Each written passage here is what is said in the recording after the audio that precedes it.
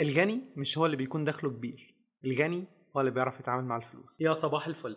النهارده جايب لك اختبار بسيط، لو جاوبت عليه صح احتمال كبير تبقى غني خلال 5 سنين من دلوقتي. لو افترضنا ان مرتبك 9000 جنيه شهريا وعندك التزامات بحوالي 2000 جنيه ومصروف من اكل واحتياجات حوالي 5000 جنيه، ال 2000 جنيه الباقيين من مرتبك هتعمل بيهم ايه كل شهر؟ اكتب لنا اجابتك في التعليقات وتابع الحلقه دي للنهايه علشان تعرف الاغنياء بيتصرفوا ازاي في ال 2000 جنيه الباقيه. انا نادي ودي حلقه جديده من فكرة الصبح.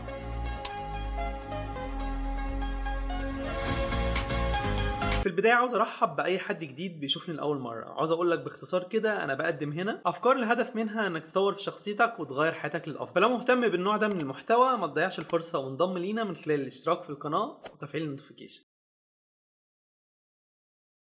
ليه لازم يكون عندك نظام لإدارة المال؟ في حلقة عالية الثراء قلنا فيها إن الغني مش هو اللي بيكون دخله كبير، لا، الغني هو اللي بيعرف يتعامل مع المال مهما كان دخله. وبالتالي عشان تبقى غني لازم تتعلم أهم حاجة في التعامل مع الفلوس وهي طريقة إدارتها. وعلشان كده قررت أقدم لك في الحلقة دي 3 أنظمة هيساعدوك علشان تدير فلوسك صح وتبدأ أول خطوة في طريق الحرية المالية. وكمان عاوز أقول لك إن الأنظمة دي تنفع مع أي حد مهما كان دخله، فاختار منها النظام الأنسب ليك وصدقني مش هتندم. في التعامل مع الفلوس في مدرستين مشهورين جدا. المدرسة الأولى ودي مدرسة الناس المقتنعة بإن الفلوس بتيجي علشان تتصرف، لو جالي 1000 جنيه هفضل أصرف فيهم ولما يخلصوا هبقى اتصرف. والمدرسة التانية عكسهم تماما، ودي مقتنعة بان الفلوس بتيجي علشان تتحوش، فمش بيحبوا يصرفوا خالص اي فلوس بتجيلهم وبيقعدوا يقتصدوا في كل حاجة علشان في اخر الشهر يخرجوا محوشين مبلغ حلو. وفي الحقيقة مش عاوز اصدمك ان طريقة تعامل المدرستين دي مع الفلوس غلط تماما، لان اصحاب المدرسة الاولى المصرفين هيعانوا بسبب صرفهم الزيادة وخصوصا لو عدت عليهم اوقات ازمات، غير انهم بيعانوا برضو لما بيحبوا يشتروا موبايل جديد او اي حاجة هم محتاجينها. واهم حاجة كمان انهم صعب جدا يستثمروا اي فلوس علشان مش بيتبقى معاهم فلوس اصلا للاستثمار. اما اصحاب المدرسه التانية المقتصدين فدول بيكون عندهم ميزه ان هم بيسيطروا على نفقاتهم، ودي حاجه كويسه بس للاسف مش كفايه، لان فكره انك تحوش فلوس بس دي مش هتخليك غني ابدا. هي ممكن تريحك في بعض اوقات الازمات لكنك هتفضل عايش في نفس المستوى اللي انت فيه طول عمرك. كمان مع الوقت قيمه الفلوس بتقل طول ما هي مركونه ومتحوشه، لان اللي كنت بتقدر تشتريه السنه اللي فاتت ب 1000 جنيه دلوقتي سعره بقى 1200 على الاقل، فكده قيمه فلوسك قلت 20%. وده مجرد مثال، وللاسف معظم الناس بيتعاملوا مع الفلوس بطريقه من الطريقتين دول، لكن عدد قليل جدا من سكان العالم ونسبتهم 20% عندهم انظمه لاداره المال وبيتبعوها بكل حزم، والانظمه دي خلتهم اغنياء. عشان كده انت كمان لازم يكون عندك نظام لاداره المال مهما كان دخلك، وما تتخضش من المصطلح بتاع نظام اداره المال ده لان الموضوع ابسط مما تتخيل، والمقصود منه انك تعرف ازاي توزع فلوسك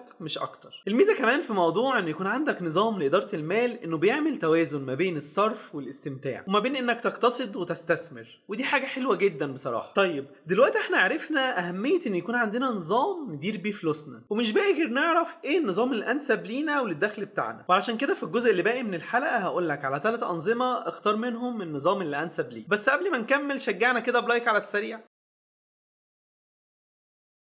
في كتابه أغنى راجل في بابل اتكلم جورج صامويل عن نظام لإدارة المال من أبسط الأنظمة ومناسب كمان للناس اللي دخلها قليل. والنظام ده بينصح إنك تشيل من أي دخل يجيلك 10% وتحطهم في حصالة، وبعد فترة هيكون معاك مبلغ معقول وتبدأ المرحلة التانية وهي مرحلة الاستثمار، فتستثمر المبلغ اللي حوشته ده في مشروع أو أي حاجة تاني تدخلك دخل إضافي، وهكذا الفلوس اللي تجيلك من المشروع تكبر بيها رأس المال وتستمر. وبما إننا بنتكلم عن الفلوس فأنا هديك مثال يوضح النظام ده بالارقام. هنقول مثلا انت دخلك 5000 جنيه في الشهر، وفي الحاله دي هتلتزم انك كل شهر هتاخد منهم 500 جنيه وتحطهم في الحصاله بتاعة الاستثمار، وبعد سنة تقريبا هتكون حوشت حوالي 6000 جنيه. ممكن وقتها تاخد ال 6000 جنيه دول وتبتدي تشتري بيها منتجات وتبيعها من خلال الانترنت سواء على جروب او باي طريقة تانية، وهنفترض انك قدرت تبيعها في خلال شهر وطلعت منهم مكسب حوالي 20%، يعني رجعوا لك حوالي 7200 جنيه. هنزود عليهم ال 500 جنيه اللي بنحطهم كل شهر من المرتب، يعني كده كله حوالي 7900. كرر بقى العملية دي كل شهر وخليك ملتزم بيها وساعتها هتوصل للحرية المالية. وطبعا مش عاوز اقولك ان الكلام ده نظري ومش هيبقى حقيقي من غير اصرارك وتنفيذك ليه. وطبعا ما تنساش انك تدور كويس وتقرا عن اي مشروع حابب تستثمر فيه المبلغ اللي انت حوشته، ووارد اول تحويشة تخسرها بس ساعتها هتكون اتعلمت، فلو خسرتها كرر عملية تاني واكيد هتنجح. واوعى تستقل المبلغ اللي هتحوشه في البداية، وخليك عارف انه مجرد بذرة هيطلع منها شجرة استثمار. والنظام ده الهدف منه ان احنا نركز على حاجتين، الاولى ان يكون عندك عادة الادخار، والتانية انك تاخد خبرة للاستثمار. وصدقني لو جمعت ما بين الادخار والاستثمار هتكون النتيجة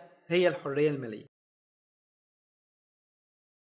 في واحد من الفيديوهات المنتشرة على الانترنت بشكل كبير بيشرح فيها توم فيري نظام لإدارة المال، وبيقول فيه ان النظام ده اللي بيتبعه حوالي 15% من سكان العالم وهم من طبقة الأغنياء. وفكرة النظام ده بكل بساطة هي انك تقسم اي دخل بيدخلك على 3 أجزاء: جزء شخصي وجزء الالتزامات وجزء الاستثمار. يعني ببساطة كده لو مرتبك 6000 جنيه هتجيب 3 حصالات وهتعمل الآتي: أول حصالة هتكتب عليها المصروف الشخصي وهتحط فيها 2000 جنيه من مرتبك، والفلوس اللي في الحصاله دي هنستخدمها بس في الاكل والشرب والمواصلات وخروجاتك وغيرهم من الحاجات الشخصيه اللي انت بتحتاجها طول الشهر. وتاني حصاله وهتكتب عليها الالتزامات وهتحط فيها برضو 2000 جنيه، ودول ما يطلعش منهم اي مليم غير الالتزامات زي ايجار وفواتير واقساط لو عليك اقساط. والحصاله الثالثه وهتكتب عليها الاستثمار وهتحط فيها برضو 2000 جنيه، ودول هتحوشهم عشان بعد كده هنستثمرهم. طب هنا سؤال: لو انا التزاماتي مثلا 2500 جنيه يعني اكتر من تلت مرتبي، ساعتها هعمل ايه؟ ساعتها هضطر تيجي على نفسك وتاخد 500 جنيه من الحصاله بتاعه المصروف الشخصي. طب لو التزاماتي 1500 جنيه يعني اقل من تلت دخلي، اعمل ايه؟ ساعتها هتسيب ال 500 جنيه الفرق دي متشالين كل شهر في حصاله الالتزامات، لانك بعد شويه ممكن تحتاجهم لو اضطريت مثلا تصلح حاجه في البيت او تغير موبايلك، ساعتها هتسحبهم من الحصاله دي. المهم في النظام ده انك تحوش تلت دخلك في حصاله الاستثمار، وفي المثال بتاعنا كانوا حوالي 2000 جنيه، يعني في خلال اول سنه هتكون حوشت 24000 جنيه. ساعتها تقدر تبدا تتاجر بيهم. ولاننا في عصر الانترنت فبسهوله جدا تقدر تشتري منتجات وتعرضها على الفيسبوك، تيك توك، انستجرام، وتبدا تبيعهم. ده بس مجرد مثال للاستثمار، لكن المهم في الموضوع ان الفلوس اللي في الحصاله دي